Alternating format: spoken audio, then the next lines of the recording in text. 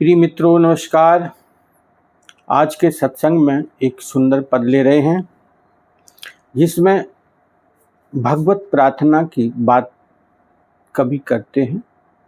कहते हैं कि तुमको भूलूं अब नहीं नाथ, दास पर ऐसी कृपा करो, चढ़े रहो चित ऊपर मेरे, कबहू ना टरो।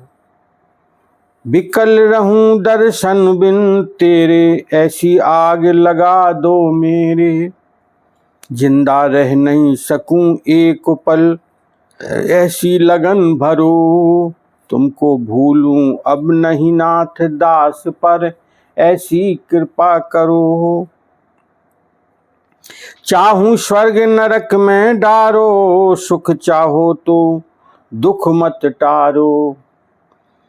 चाहूं स्वर्ग नरक में डारो, सुख चाहूं तो दुख मत टारो। प्यारे लगते रहो मुझे तुम, प्यारे लगते रहो मुझे तुम, दूजी चाहे हरो। तुमको भूलूं अब नहीं नाथ, दास पर ऐसी कृपा करो।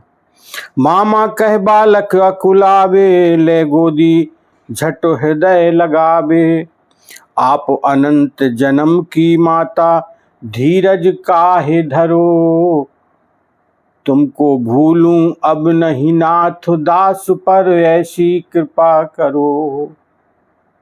मित्रों, यहाँ पर एक भक्त बड़ी प्रार्थना करता है भगवान से कि हे प्रभु, मेरे ऊपर ऐसी कृपा करो। आप कृपा कैसी करो कि चढ़े रहो चित ऊपर मेरे, कबहू ना टरो। हे भगवान, मेरे चित्त में यानी मन बुद्धि चित्त अहंकार चतुष्ट अंतःकरण जो हमारा है, उसमें निरंतर आपका सुमरन चलता रहे, अजपा जाप चलता रहे। मैं आपको विस्मरण ना कर पाऊं कभी। आपका निरंतर प्रेम में भाव में मेरा चित्त डूबा रहे, ऐसी कृपा करो। और यही तो परम ज्ञान की भूमिका की बात है। यही तो परम सत्य है कि हम परमात्मा का विस्मरण, कोई भी सांस ऐसी ना हो जिसमें उसको याद ना कर पाए, उसको विस्मरण कभी ना हो हमारे मन में, हम उसको निरंतर याद करते रहें। यही तो कामना है भक्त की। तुमको भूलूं नहीं नाथ, दास पर ऐसी कृपा करो।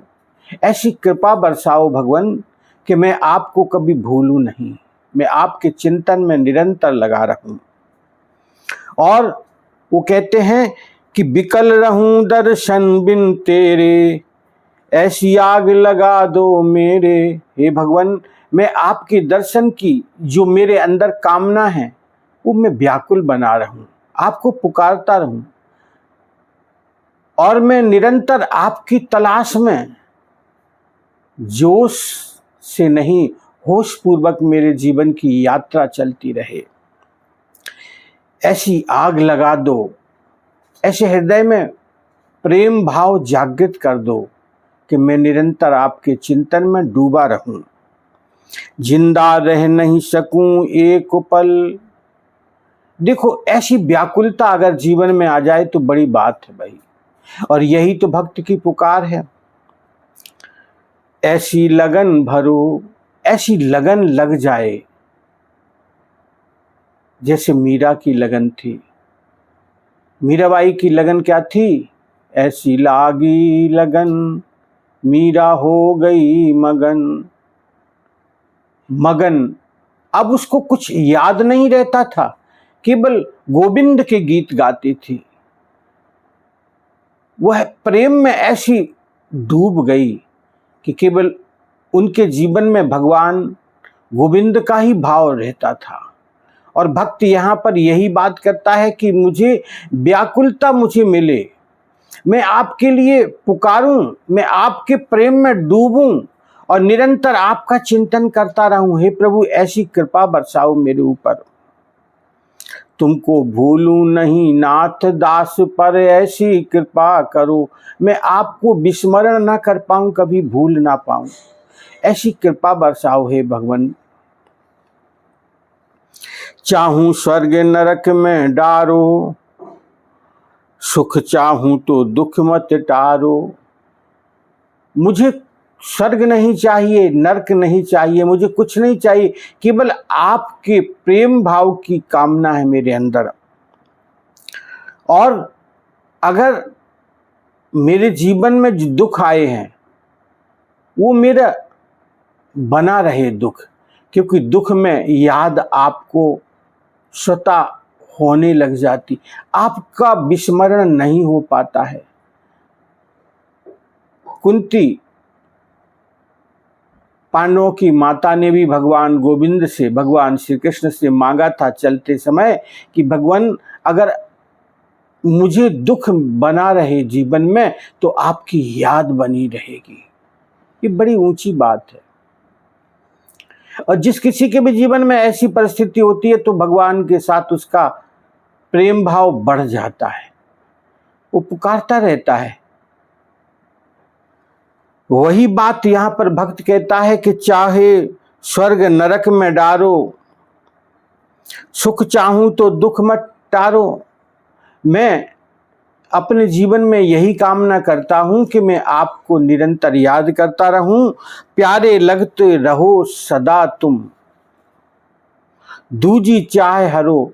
बस मेरे जीवन की एक ही कामना है कि मुझे निरंतर आपके चरणों में मेरा प्रेम भाव जुड़ा रहे और दूसरी कामनाएं मेरी मिट जाएं।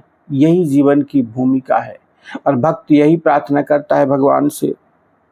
और वो उदाहरण देता है कि जैसे मामा कह बालक अकुलावे, ले गोदी झट हृदय लगावे। अगर बच्चा छोटा है और वो माँ को पुकारता है, उसके पास तो कोई उपाय नहीं है, वो अभी बोल नहीं पाता है, केवल दौड़कर जा नहीं सकता है तो रोता है, केवल माँ को पुकारता है तो माँ जल्दी से उसको दौड़कर अपने हृदय से लगा लेती है। और यही भक्त की भावना है कि हे प्रभु, मैं जब आपको निरंतर बुलाऊंगा तो आप मुझे स्वीकार कर लेंगे। आप मेरे सुहृद प्रेमी हैं, आप मेरे हृदय हैं, आप मेरी आत्मा हैं, आप मेरे चैतन्य प्रभु हो, तो आप मुझे स्वीकार कर लोगे जब मैं आपको स्मरण करूंगा, पुकारूंगा मैं जब आपको। आप अनंत जन्म की माता, धीरज काहे धरो। हे प्रभु, एक माँ अपने बच्चे को कितना प्रेम करती है, और आप तो अनंत जन्मों की मेरी माँ हैं। और ये जीवात्मा ब्रह्म की सत्ता से ही तो जीवित है ना, उसी का अंश है। तो ये तो चिदात्मा परमात्मा का ही अंश है, तो माता पिता तो हमारा हो ही गया भाई। तो ऐसी स्थिति में भक्त कहता है कि हे प्रभु, आप अनंत जन्मों की मेरी माता हैं, तो आपके लिए मेरे मन में कितना प्रेम होना चाहिए, ये बड़ी बात है। अनंत जन्मों की माँ है आप, तो फिर मैं धीरज कैसे धर पाऊं? ये बात अगर समझ में आ गई तो मैं पुकारूंगा ही आपको, फिर मेरा धैर्य टूट जाएगा और मैं आपको पुकारूंगा निरंतर।